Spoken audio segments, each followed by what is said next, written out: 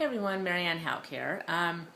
So today's video is about people love to buy, but they don't like to be sold.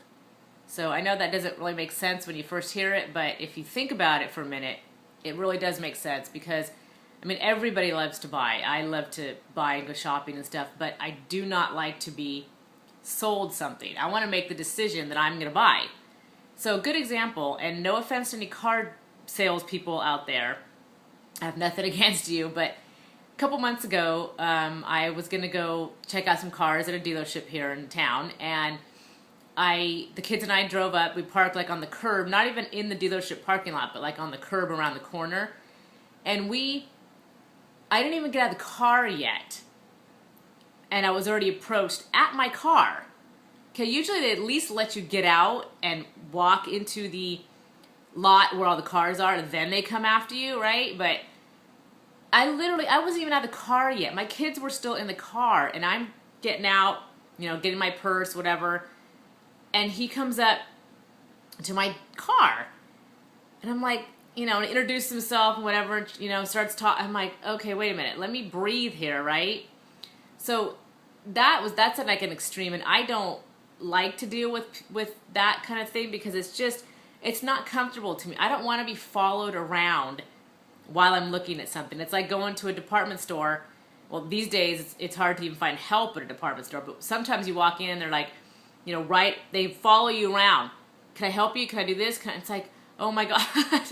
It's just so uncomfortable. You don't feel like you can look and take your time, and it's very uncomfortable. I mean, I do appreciate the fact when you go into a store and they say, hi, how are you today? Let me know if you need anything. And then they back off. Okay, great. I would love to let you know if I need anything. In the meantime, let me look.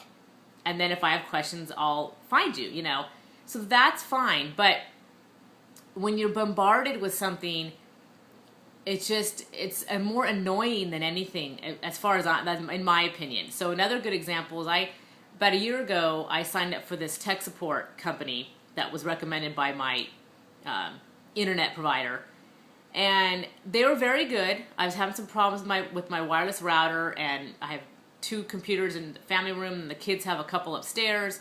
Everything's wireless, printer and everything else. And when I was married, my husband at the time, he would, I never needed tech support because that's what he does for a living, and he's literally can fix anything, not even computers, but like anything you ever. So I never needed any tech support because he was always here to do that. And he does help me actually a lot now too, which is cool.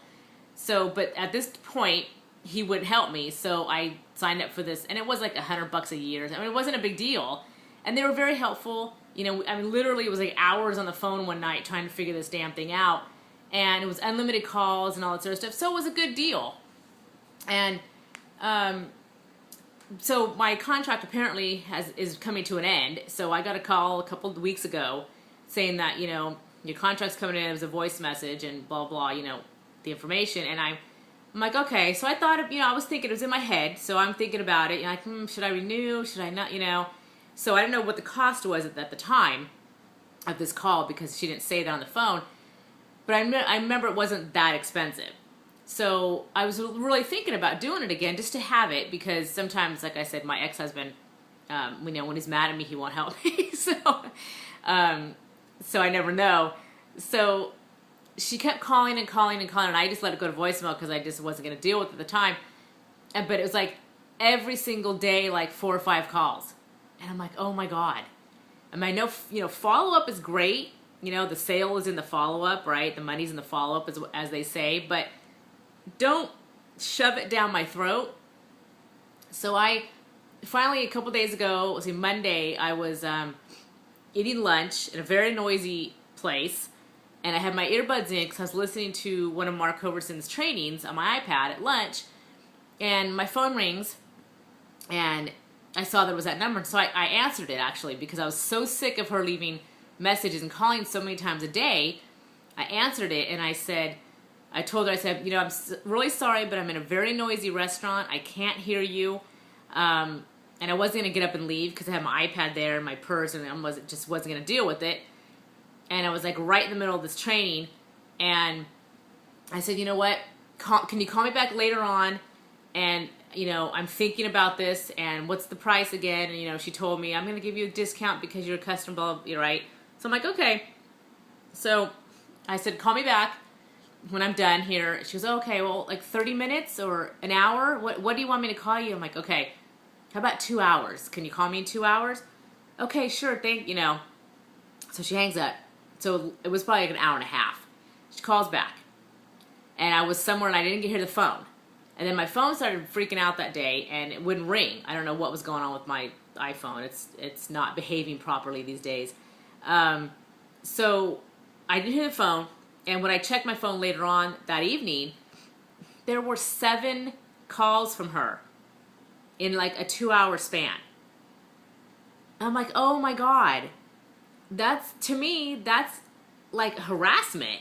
I mean, call me a couple times, fine. Refresh my memory, tell me what's going on. Let me call you when I have questions and that kind of thing. I was in a kind of a little bit of a bad mood that day anyway because other things were going on. So unfortunately, she got the brunt of it. But she called, so I called back, and I said, no, sorry. She called me back like about 10 minutes later. So I had my phone in my hand, and I saw it. So even though it didn't ring, so I said, you know what, I'm done, right? So I answered it, and I said, before you go on, because she started with the whole spiel again, and I'm like, let me tell you right now, I was actually thinking about renewing my contract, but I'm not now. And she's like, oh, well, why what, and I'm like, do you realize how many times you've called me in the past couple weeks? And she's like, well, what are you talking, what, I said, look, I don't want to deal with this right now. I said, I was thinking about renewing, but you've called me 7 times today, 5 times yesterday. I don't know how many times the day before. I said, I'm not going to deal with this. I said, I appreciate the phone call the first time, So long story short, I didn't renew. And she's like, oh, well, let me ask the manager, I think I can get you a better, blah, blah, blah, blah. I'm like, no. So to me, if you want me to buy something of yours, don't shove it down my throat. Okay? Let me look at the information that's given to me, think about it for a minute, and have the quiet and the time to actually think about it, and without you breathing down my neck, are you going to buy, are you going to buy, are you going to buy, no, I won't do it. So in business, I do the same thing. I mean, yes, I email my list and I post every day and I do consistent stuff every single day, but I'm not calling people, I'm not calling them 15 times a day. Okay, you ready yet? Are you going to buy? I'm going to give you, I'm going to go ask my manager, then I'm going to do this, and then I'm going to do that. You know what? I wouldn't buy from somebody that does that to me, obviously, because I just didn't. So why would I expect someone to do that for me? Or buy something from me when I'm breathing down their neck and I approach them at their car before they even, can shut the door. And I'm following them around the store and, it's just, that's not the way to do it. That's annoying to me. So I won't buy if you're annoying me. So that's my point for today. People love to buy if you just let them decide to buy. Give them the information. If they have questions, they'll ask you. If they're really interested in what you have to offer, they'll ask you questions. You don't need to shove it down their throat. So you just got to be a little patient. And sometimes, people don't get patient, or they're impatient, and they, just want that sale, and they're, at your car door, and they're calling you 10 times a day, and they're doing this, and they have a quota to make and everything else. And, thank God in my business, there's no quotas to make. We do what we do, and that's it. So so I'm lucky in that respect. I know a lot of people, when you're in sales, you have quotas to make. So it's very high pressure. And so you're constantly bombarding people with this stuff and buy, instead of letting your customer or your prospect make their own decision. Because you don't want to force somebody to buy it. They're not going to be happy. They're not going to be a repeat customer either if they're not happy with it, with the service or whatever, because I know I'm not. So, and you attract the people like you, right? So Anyway, that was it, and I hope everybody is having a great day, and we'll talk soon. Thanks, bye.